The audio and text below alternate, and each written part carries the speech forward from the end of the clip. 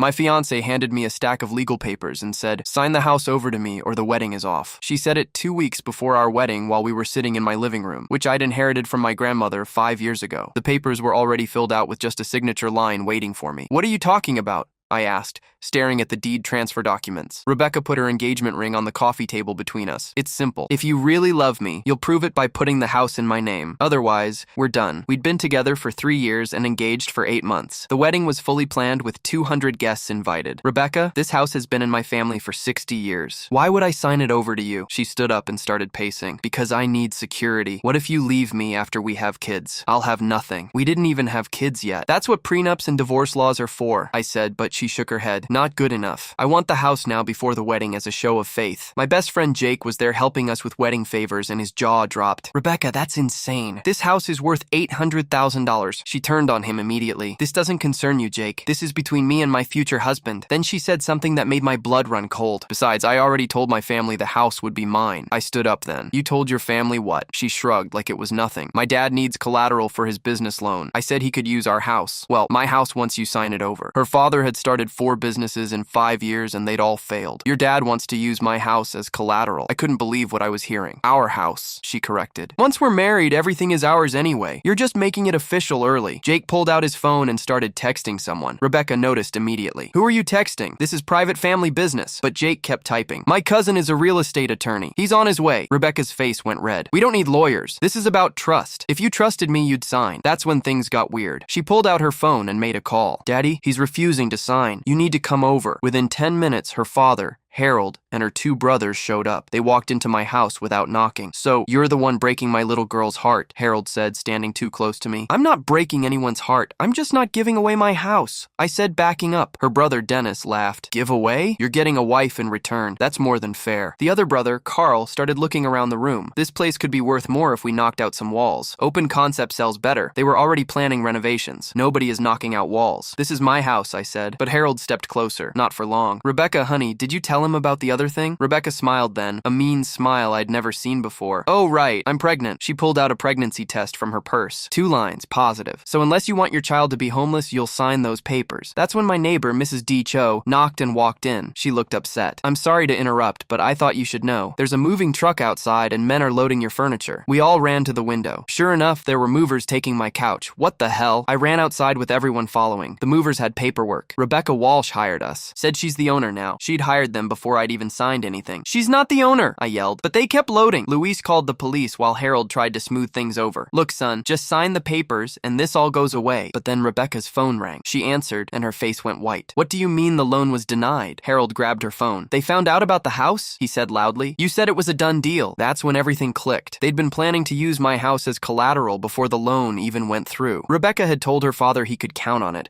which meant she'd been working this scheme for weeks, maybe months. The moving truck wasn't some desperate last-minute idea. She'd scheduled it in advance, betting I'd cave under pressure from her whole family showing up. A car pulled up fast, and Jake pointed. A guy in his 30s jumped out carrying a leather bag, and even from the driveway, I could tell he meant business. He walked straight to the movers and started taking pictures with his phone, then turned to photograph the truck's license plate, the company name on the side, and every piece of furniture they'd loaded. Harold stepped toward him, but the guy held up one hand while still taking pictures with the other. He asked who authorized this move, and Harold said it was private family business. The guy pulled out a business card and handed it to Harold, Michael Stevenson, real estate attorney. He said he was representing me now, and that everyone present should know they were participating in attempted theft of property. Harold laughed and said his daughter owned the house. Michael asked for documentation, and Harold pointed at Rebecca. She fumbled with her purse, but Michael cut her off, saying he meant legal documentation like a deed or title transfer. Rebecca's face went red, and she said the paperwork was finalized. Michael asked if she meant the unsigned documents inside my house that I refused to sign,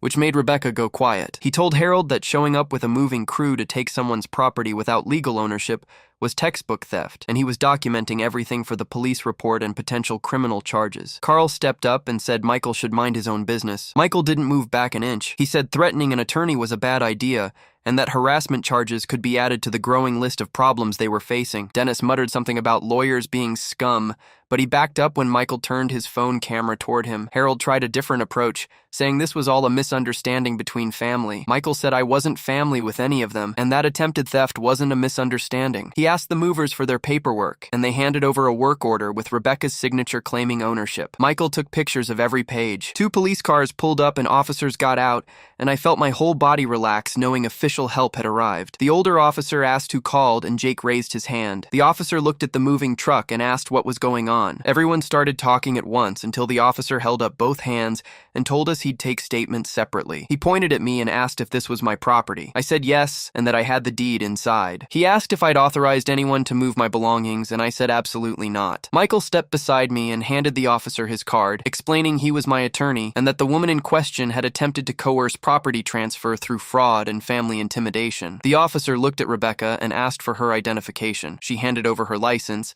and he asked if she owned this property. She said it was complicated. The officer said it was actually simple. Either she had legal ownership documentation or she didn't. Rebecca said we were engaged and getting married in 2 weeks. The officer asked again if she had legal ownership documentation, and Rebecca went quiet. The other officer was talking to the movers who kept pointing at their paperwork and shaking their heads. The first officer asked me to explain what happened, and I walked him through the whole thing, from Rebecca demanding I sign over my house to her family showing up to pressure me to discovering the moving truck outside. Michael added that he'd arrived to find active theft in progress, and that the pregnancy claim appeared to be another manipulation tactic. The officer asked Rebecca if she was pregnant, and she said yes. He asked if she'd seen a doctor to confirm it, and she said not yet. Michael quietly mentioned that pregnancy tests could be faked or borrowed, which made Rebecca's face go white. The officer asked Harold for his identification and asked what his role was in this situation. Harold said he was just supporting his daughter. The officer asked if he knew the house wasn't legally hers when he helped arrange the moving truck. Harold started to answer but stopped himself. The officer wrote something in his notebook. The second officer came over and said the movers confirmed they were hired by Rebecca Walsh 3 days ago and that she'd signed documents claiming ownership of the property. The first officer asked Rebecca if she'd told the moving company she owned my house, and she said she was going to own it. The officer said that wasn't what he asked. Rebecca said she might have told them it was her house. The officer explained that hiring movers under false pretenses to take someone else's property was fraud and theft. Rebecca started crying and said I'd promised her the house. The officer looked at me and I shook my head. Michael said there was no written agreement and that verbal real estate transfers were legally void. The officer told the movers they'd been hired under fraudulent circumstances and needed to return everything to the house immediately. The head mover looked relieved and said they'd suspected something was wrong when the paperwork seemed off. They started unloading my couch, and I watched Rebecca's family stand on the sidewalk looking lost. Harold made a phone call talking fast and low. Dennis kicked at the ground. Carl stared at his phone. Rebecca sat on the curb with her head in her hands. The officers finished taking statements, and the first one told me Michael said he'd already planned to file for a temporary order within the hour. The officer approved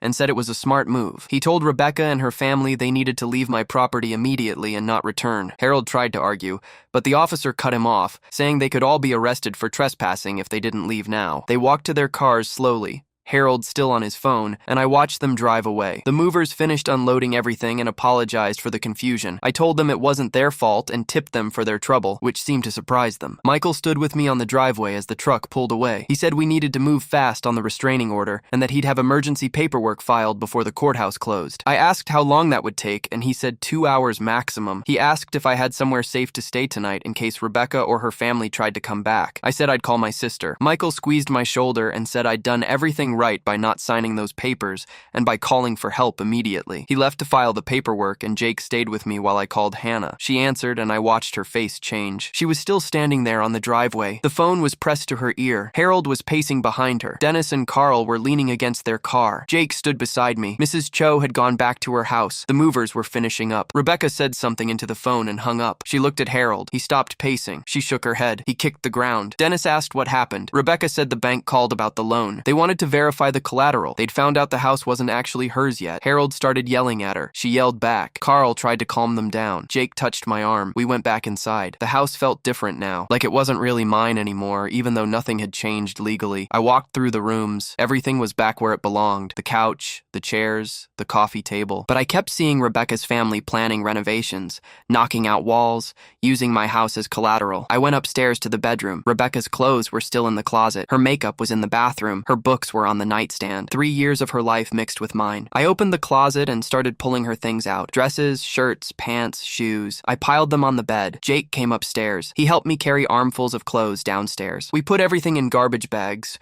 Rebecca's phone charger, her laptop, her jewelry box, everything. That's when I found it. A folder in the back of her closet behind the winter coats she never wore. I opened it. The first page was a printout from a real estate website. My address, the estimated value, $800,000. The next page showed recent sales in the neighborhood, comparable houses, their prices. Someone had highlighted the highest ones. Then there were notes, handwritten, Rebecca's handwriting. I recognized it from birthday cards and grocery lists. The notes listed Harold's business loan requirements, how much he needed, what kind of collateral the bank wanted. There were dates. This went back 6 months. 6 months before she'd asked me to sign over the house, before she'd even brought it up. Jake looked over my shoulder. He swore under his breath. I kept flipping pages. There were copies of my grandmother's obituary, articles about inheritance law, information about property transfers, a timeline written in Rebecca's neat script when we'd gotten engaged, when the wedding was planned, when she'd approached me about the house, when Harold would apply for the loan. It was all planned, every single step. My hands shook. I sat down on the floor. Jake sat beside me. He didn't say anything. What was there to say? The woman I'd planned to marry had been researching how to steal my house for half a year. I thought about every conversation we'd had, every time she'd asked about my grandmother, about the house, about my family. She'd been gathering information, building her case, planning her move. I felt sick, actually sick. My stomach turned. I ran to the bathroom. Jake followed. I threw up. Everything from the last few hours came up. When I finished, Jake handed me a towel. I washed my face, looked in the mirror. The guy looking back at me looked tired, older somehow, like he'd aged years in one afternoon. We went back downstairs. Jake called Michael, told him about the folder. Michael said he was coming back over. He arrived 20 minutes later. I showed him everything. He photographed each page. He arranged them on the coffee table. The real estate printouts, the loan requirements, the timeline, the research about inheritance law. He looked at me. This was premeditation, clear and obvious. He pulled out his phone, called someone, asked them to come over, said it was important. 30 minutes later, another man showed up. Michael introduced him as Brendan, his law partner. Brendan specialized in fraud cases. He looked at the folder, studied each page, asked me questions. When did Rebecca move in? When did she get access to the house? When did I tell her about my grandmother? When did we get engaged? I answered everything. Brendan took notes. He looked at Michael. This was good, really good. The folder showed clear planning. The moving company hired in advance. The family's coordinated pressure. The fake pregnancy test timed perfectly. This wasn't a relationship dispute. This was attempted theft, fraud, conspiracy. He thought the DA would be very interested. Cases like this didn't come along often. Everything was documented. The evidence was clear. Rebecca had made it too easy. Brendan said he'd contact the detective tomorrow, show him everything. This changed the case significantly. Michael agreed. He told me to keep the folder safe. Don't let Rebecca know I'd found it. Don't mention it to anyone except law enforcement. This was evidence now. Important evidence. They left around 7. Jake stayed. He ordered pizza. We sat in the living room eating, not talking much. My phone kept buzzing. Text messages, phone calls. I looked at the screen. Friends asking about the wedding, asking if everything was okay, asking what happened. I didn't answer, didn't know what to say. How do you explain this? Jake's phone buzzed too. He looked at it, frowned, showed me the screen. It was a Facebook post from Rebecca. I read it. My hands started shaking again. She was claiming I was abusive, that I'd threatened her, that she'd barely escaped, that her family had to rescue her belongings while I was being violent and controlling. The post had already been shared 15 times. Comments were piling up. People saying they were sorry, saying they'd had no idea, saying they were glad she got out safely. Jake scrolled down. There were more posts. Rebecca's friends sharing her story, adding their own comments, saying they'd always thought something was off about me, that I'd isolated her, that they were worried but hadn't known how to help. I couldn't believe it. None of it was true. Not one word. But people were believing it, sharing it, adding to it. Jake called Hannah. She answered on the first ring. He told her about the posts. She was already looking at them. She'd been tagged in several. She said she'd handle it. Not to worry, she'd call me back. She hung up. 10 minutes later, she called. She'd been going through Rebecca's social media, taking screenshots of everything, the posts, the comments, the shares. She was documenting it all. This was defamation, slander. Michael needed to see it. Jake agreed. He texted Michael, sent him screenshots. Michael responded immediately. This was bad, but also helpful. It showed Rebecca's character, her willingness to lie, to manipulate, to destroy someone's reputation to cover her own crimes. He said, don't respond, don't engage, don't comment on any of it. That's what she wanted. Drama, a public fight, something she could twist and use against me. Stay silent for now. We'd address it properly later. Hannah came over. She brought her laptop. Showed me everything Rebecca had posted. It was worse than I'd thought. She was claiming I'd forced her to sign a prenup that left her with nothing, that I'd threatened to kick her out if she didn't agree, that she'd been living in fear for months. None of it was real. We'd never even discussed a prenup. I'd never threatened her with anything, but the lies were spreading. People were believing them. Hannah said we needed to respond. Not emotionally, not defensively, just facts. Simple, clear facts. Jake agreed. He pulled up a notes app on his phone, started typing. We worked together, crafting a statement. Short, factual.